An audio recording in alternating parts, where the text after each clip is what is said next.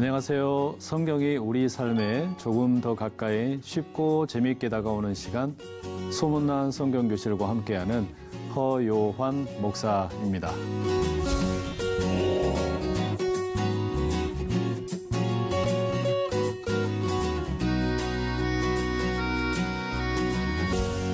네, 여러분, 지난 시간에는 저희가 성령의 열매 첫 번째 시간으로 성령을 따라 행하라, 우리 이런 내용 함께 나누었죠.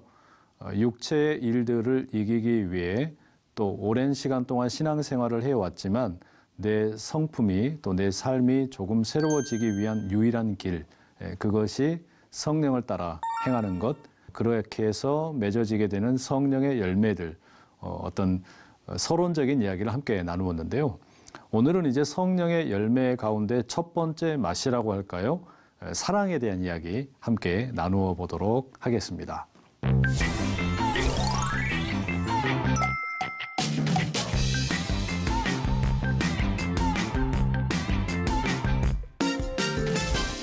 오늘 여러분과 함께 사랑에 대한 이야기 나눌 텐데요.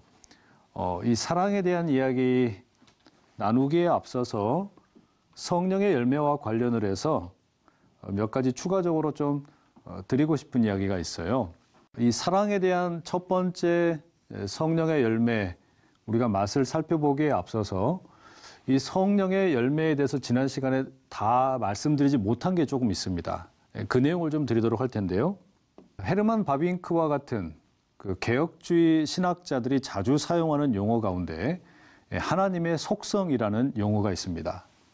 이 하나님의 속성이라는 용어, 여기에는 두 가지가 있는데요. 비공유적 속성과 공유적 속성이라고 이렇게 구분을 해서 말씀을 드릴 수 있어요. 좀 어려운 표현인 것 같지만 듣고 보면은 별로 어렵지 않습니다. 비공유적 속성이라고 하는 것은 어떤 거냐면 하나님께서 초월적인 존재이시기에 다른 피조물들과 공유를 할 수 없는 속성들, 그러니까 하나님에게만 속하는 그런 속성들이 있어요. 예를 들면 독자적이시다, 불변하신다, 영원하시다, 편재하신다, 이와 같은 것들이죠. 이것은 우리 인간을 비롯해서 다른 피조물들은 갖지 못하는 오직 하나님만이 가지고 계시는 그런 속성이라고 할 수 있습니다. 반면에 공유적 속성이라는 게 있어요. 이 공유적 속성이라고 하는 것은 말 그대로 공유한다라는 겁니다. 하나님께서 모든 피조물들 속에 거하시고 또 그들과 관계하시고 그들이 제한적으로 소유한 모든 덕목들을 가장 온전하게 소유하고 계신다는 그런 의미입니다. 이게 공유적 속성이라고 하는 건데요. 예를 들면 여러분, 사랑과 같은 거, 기쁨과 같은 거, 또는 평화와 같은 것, 이런 것들은 본래 가장 온전한 형태는 누구에게 있는 거냐면 하나님에게 있는 겁니다. 하나님에게 온전한 평화가 있고 사랑이 있고 기쁨이 있는데 이것이 우리에게도 선물로 주어진 겁니다. 그게 비공유적 속성이 아니라 공유적 속성, 하나님께서 가지고 계신 것을 우리도 공유할 수 있다. 이제 우리가 이렇게 설명을 하는데요. 자, 그럼 여러분, 이 공유적 속성과 비공유적 속성에 대해 말씀을 드렸는데 지금 우리가 공부하고 있는 이 성령의 열매는 어디에 해당할까요? 성령의 열매라고 하는 것은 어떤 속성이겠습니까? 당연히 이 공유적 속성이겠죠. 이 공유적 속성에 해당하는 것이 성령의 열매라고 말씀을 드릴 수 있어요. 사랑, 희락, 화평, 오래 참음, 자비, 양선, 충성, 온유, 절제, 이와 같은 것들은 말하자면 공유적 속성으로서 하나님에게도 있고 우리에게도 있는 겁니다. 다만 그 본래적인 가장 온전한 형태는 하나님에게 있는 거예요. 그리고 하나님에게 있는 것을 우리가 부분적으로 맛보고 있는 게 성령의 열매라고 말씀을 드릴 수 있어요. 그래서 우리는 여러분, 하나님에게 있는 가장 온전한 형태의 이 공유적 속성을 이제 우리의 삶 가운데서 부분적으로, 말하자면 완전한 하나님의 사랑을 부분적인 사랑으로 우리가 맛보는 게 바로 성령의 열매인 겁니다. 이게 우리의 삶에서 우리가 성령과 동행을 하면서 맺어가게 되는 것들이라는 말이죠. 자, 그런 점에서 여러분, 우리가 이제 이 성령의 열매를 공부할 때 좀 기억을 하셨으면 좋겠습니다. 성령의 열매란 하나님과의 우리 사이의 공유적 속성인데, 그렇기 때문에 하나님에게 그 온전한 형태가 있고, 그리고 그것을 우리는 부분적으로 가지고 있다. 이렇게 말씀을 드릴 수 있겠고요. 근데 문제가 하나 있어요. 그게 뭐냐면, 우리가 이런 어떤 공유적 속성과 비공유적 속성 가운데 사람들이 주로 관심을 갖는 게 뭔가 관찰을 해보면요, 이게 아니에요. 사람들은 주로 어디에 관심을 많이 갖냐면 비공유적 속성에 많이 관심을 가져요. 여러분, 에덴 동산의 아담과 하와 기억나세요? 아담과 하와가 왜 선악과를 먹었습니까? 하나님처럼 되려고 그랬죠. 하나님처럼. 그런데 이 하나님처럼이라고 할 때 이들은 하나님과 우리 사이에 공통되는 공유적 속성에 관심을 가진 게 아니라 하나님처럼 되고 싶다 그럴 때 비공유적 속성을 갖고 싶었던 거죠. 영원히 살고 싶다. 어마어마한 능력을 갖고 싶다. 초월자가 되고 싶다. 뭐 이와 같은 비공유적 속성을 원했던 거예요. 그게 결국은 에덴 동산의 비극을 가져온 거죠. 그렇죠? 성령의 열매, 서론적인 부분까지 다 말씀을 드리고요. 이제는 조금 구체적으로 하나하나의 열매의 맛을 알아가도록 할 텐데, 저희가 이 열매를 알아갈 때 모두 다 그렇게 하지는 않겠지만 대략적으로 이런 규칙을 따를 겁니다. 각각의 열매의 정의를 내리고요. 그리고 이 열매의 반대말이 어떤 것인지를 살펴보겠고요. 그리고 이 열매와 유의어, 비슷해 보이는 유사품이 뭔가, 이렇게 나누어서 우리가 함께 살펴보도록 할 겁니다. 그래서 사랑의 경우를 예로 들면 사랑의 정의는 무엇일까? 성령의 열매가 말하는 사랑의 정의는 뭐냐? 그리고 그 사랑의 반대말은 뭐냐? 그리고 마지막으로 사랑처럼 보이는데 사실은 사랑이 아닌 것, 유사품은 뭐냐? 이런 식으로 나누어서 우리가 머릿속에 좀 정리를 하면 좋겠습니다. 자, 여러분, 오늘 우리가 이제 살펴보게 되는 성령의 첫 번째 열매는 사랑이라고 말씀을 드렸어요. 사랑이라고 하는 게 뭘까요? 여러분, 어떻게 사랑을 정의하시나요? 사랑이라고 하는 거 우리가 흔히 이제 많이들 쓰는, 예를 들면 너무 많이 사용하는 단어이다 보니까 그 본래의 의미가 좀 퇴색된 면도 없지 않아 있는 것 같은데요. 우리 남편분들 또는 그 연애를 하고 있는 우리 남성분들에게 좀 드리고 싶은 이야기가 있습니다. 이런 질문 많이 받아보셨죠? 당신 나 사랑해? 남편분들, 아내들에게 혹시 이런 질문 받으신다. 또는 연애를 하는 우리 남성분들, 여자친구가 자기 나 사랑해? 이렇게 묻는 경우 있잖아요. 어떻게 답변하시겠어요? 제가 오늘 그냥 꿀팁을 드릴게요. 이런 질문을 받으시면 절대 고민을 하시면 안 돼요. 일체의 망설임도 없이 어떻게 해야 됩니까? Yes! 딱 한마디만 하시면 돼요. 그렇죠? 이게 당연한 겁니다. 그런데 문제는 그 다음이에요. 이 질문을 하고 난 다음에 꼭 우리 아내분들과 여자친구분들이 던지는 또 다른 질문이 있어요. 그게 뭐냐면 왜? 라고 그러죠. 왜? 라고 그래요. 왜? 도대체 나를 왜 사랑하냐? Why? 라고 이렇게 질문을 하게 되는데요. 이게 여러분 훨씬 이제 어렵습니다. 당신 나 사랑해 라고 말하면 1초의 망설임도 없이 그냥 이거는 그냥 뭐랄까요, 반사적으로 나와야 될 대답입니다. Yes. 그런데 왜? 라고 물으면 이제 여기에 대해서는 뭡니까? 이거 주관식이잖아요. 뭐라고 답해야 되지? 이렇게 말해야 되나 저렇게 말해야 되나 이제 막 헷갈립니다. 자, 이것도 여러분에게 모범 답안을 제가 드릴 텐데 어떻게 답을 하셔야 되냐면요. 돈이 많아서 사랑한다. 이렇게 하면 되겠어요? 안 되겠죠. 또는 예뻐서 사랑한다. 될까요? 곤란합니다. 또는 집안이 좋아서 사랑한다. 이러면 큰일 납니다. 왜냐면요.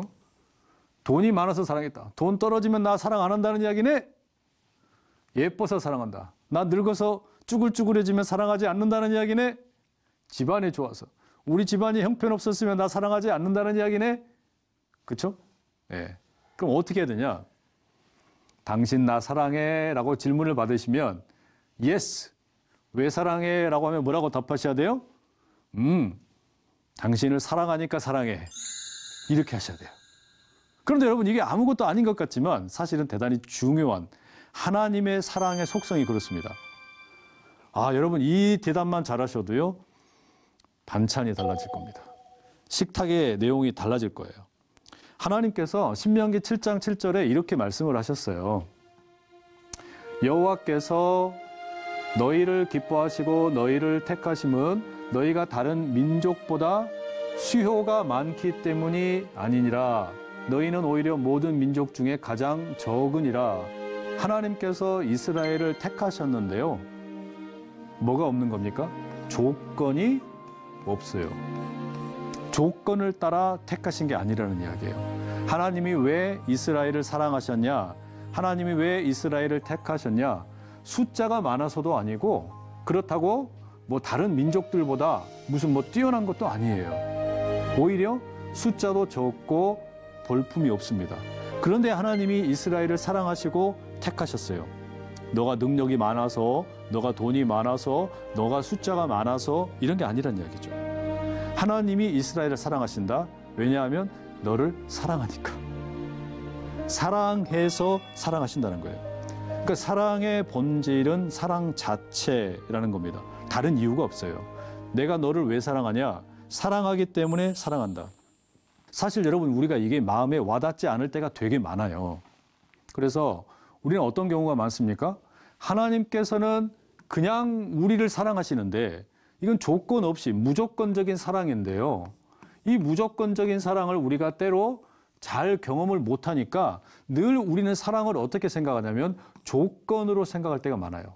나는 조건을 따라서 사랑을 한다. 그게 사랑 아니야?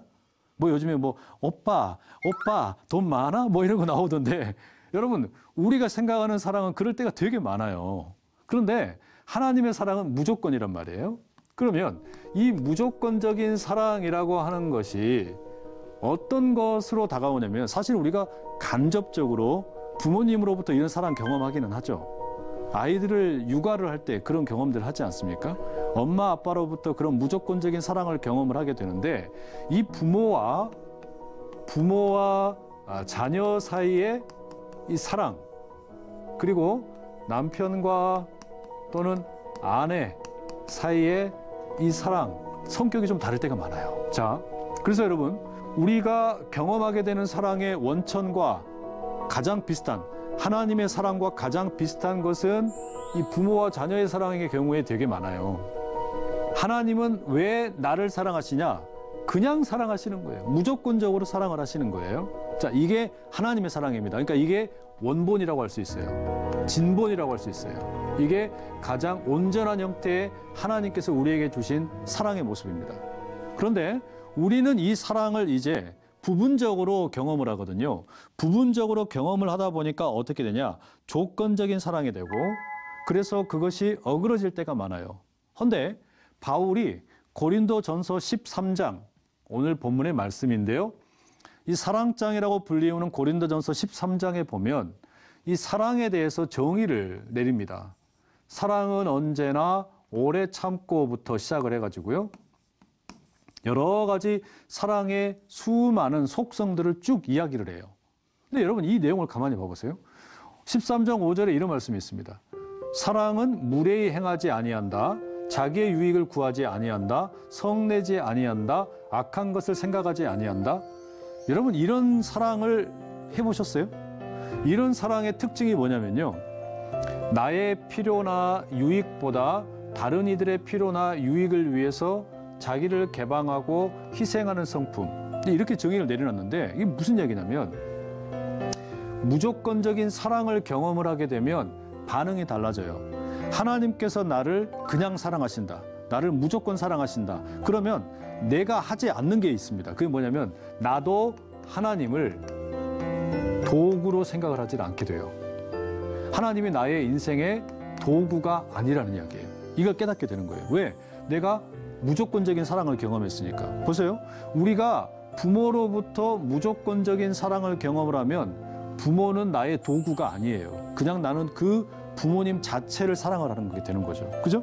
그러니까 이 하나님을 도구로 사랑하지 않는다. 도구로 생각하지 않는다. 이게 뭐냐면 자기 유익을 구하지 않는다는 뜻입니다.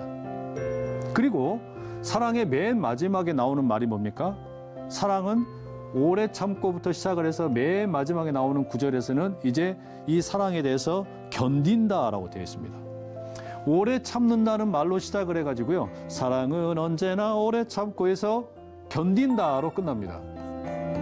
그러니까 사랑에 대해서 그 사랑의 이야기를 바울이 이야기할 때, 자, 사랑이 뭐냐라고 이제 진술을 하는데 시작을 할 때 오래 참음으로 시작을 해가지고요. 끝날 때 견딘다로 끝나는 겁니다. 이게 무슨 이야기입니까? 사랑은 참는 거예요. 참는다라는 거. 그러니까 이건 무슨 이야기냐면 내가 참는다는 것을 다른 말로 하면 희생을 한다는 이야기죠. 희생을 한다.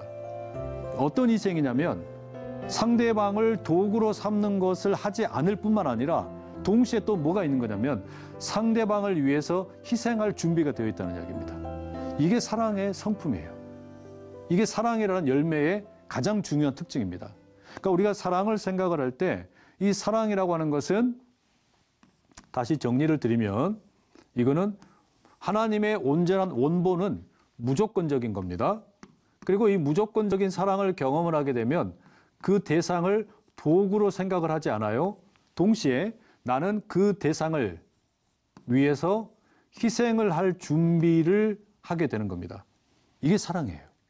때문에 이와 같은 사랑, 이 사랑은 감정적인 것이라기보다는 의지적인 겁니다.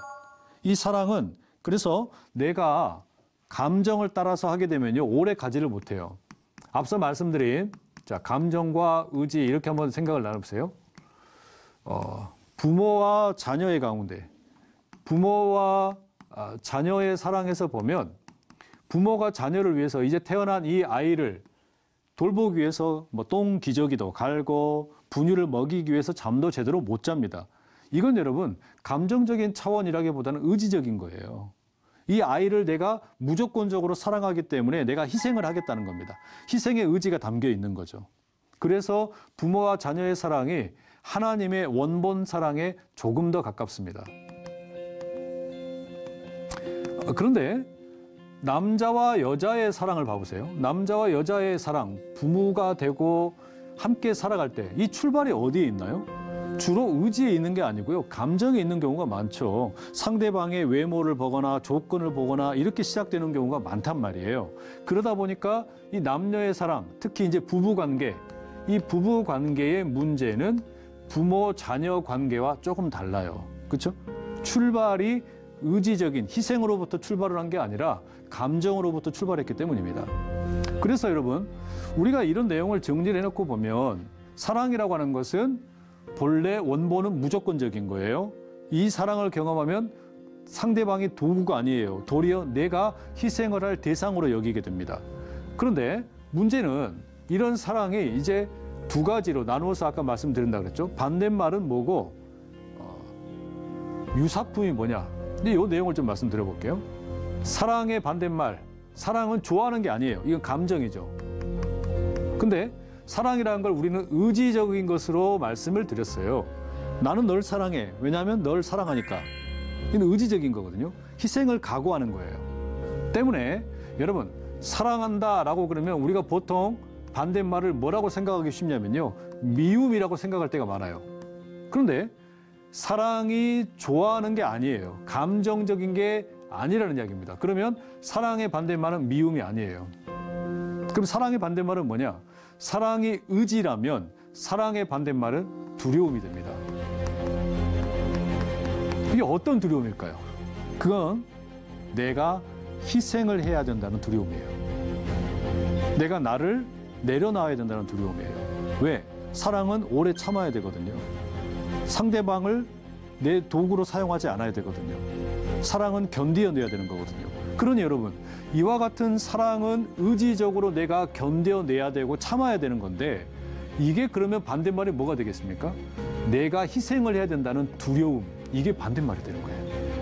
그러니까 두려움이라고 하는 것은 사랑의 성경적인 성령의 열매로서의 사랑의 반대말이 돼요. 요한일서 4장 18절에 그걸 잘 보여주는데, 사랑 안에 두려움이 없고 온전한 사랑이 두려움을 내쫓나니 두려움에는 형벌이 있음이라. 두려워하는 자는 사랑 안에서 온전히 이루지 못하였느니라. 사랑이 두려움을 내쫓는다. 온전한 사랑의 두려움을 내쫓는다. 어떤 두려움이겠어요? 내가 희생을 해야 된다. 내가 나를 포기해야 된다. 상대방을 인정해 줘야 된다. 이런 것을 두려워하는 마음, 그것을 우리가 이길 수 있다는 이야기예요. 그렇기 때문에 이 사랑에 대한 반대말은 두려움이 되는 거고요. 사랑처럼 보이는데 유사품이 있어요. 진짜 사랑이 아닌 게 있단 말이죠. 그게 뭐냐? 이 사랑의 모조품. 사랑처럼 보이지만 사실은 사랑이 아닌 게 뭐냐면 이기적인 갈망이에요. 예를 들면 여러분, 이게 뭡니까? 스토커 같은 거. 스토커들의 특징이 뭐예요? 난 널 사랑해. 난 널 사랑한다고 말하죠. 그런데 그게 뭐예요, 사실은? 이건 아주 이기적인 겁니다. 상대방을 위해서 내가 희생을 하거나 상대방을 위해서 내가 양보를 하는 게 아니라 오로지 나의 욕심을 채우기 위한 갈망이란 말이에요. 그러니까 이것은 사랑이 아니에요. 사랑처럼 보이는 모조품일 뿐이라는 이야기입니다. 여러분, 우리가 이렇게 정리를 해놓고 보니까, 자, 사랑 그러면 성경에서 말하는, 특히 고린도전서 13장에서 말하는 걸 보면 오래 참음으로 시작을 해서 견딘다로 끝나는 걸 보면 이 사랑은 의지입니다. 어떤 의지냐면 희생을 각오하는 의지라는 거예요. 이게 사랑의 정의예요. 그리고 이 사랑의 반대말은 사랑이 감정이 아니기 때문에 미움이 아닙니다. 도리어 이 사랑의 반대말은 사랑의 의지이기 때문에 반대말이 두려움이 돼요. 이런 두려움은 어떤 두려움이냐면 내가 희생을 해야 되는 것에 대한 두려움이다. 우리가 이렇게 정리를 해볼 수 있고, 그리고 이 사랑에 대한 유사품, 모조품, 이기적인 갈망, 이건 사랑이 아니란 말이에요. 이것은 사랑처럼 보이는 것일 뿐이죠. 제가 참 존경하는 그 장로님, 권사님 부부가 계시는데요. 본래 장로님께서는 방송 일을 오랫동안 하셨던 분이고, 권사님은 기도 사역을 참 열심히 하시던 분이셨어요.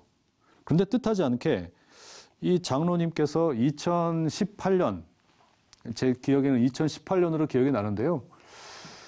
근육병을 앓게 되셨습니다. 우리가 흔히 루게릭 병이라고 이야기를 하죠.